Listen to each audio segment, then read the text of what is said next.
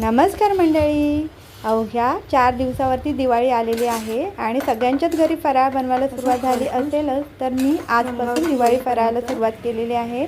आणि सगळ्यात पहिला पदार्थ मी गोडाचा बनवलेला आहे, तो म्हणजे रवा आणि बेसनचे मिक्स असे लाडू.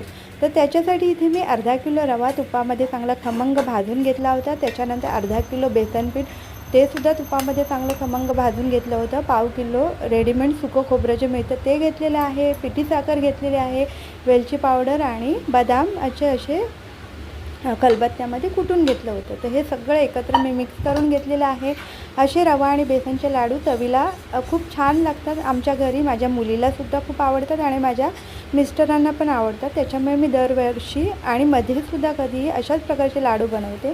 तर हे सगळं साहित्य एकत्र मिक्स करून घेतलेलं आहे. अगदी बनवायलासुद्धा सोपे आहे ते लाडू, फक्त भाजायला थोडा वेळ जातो.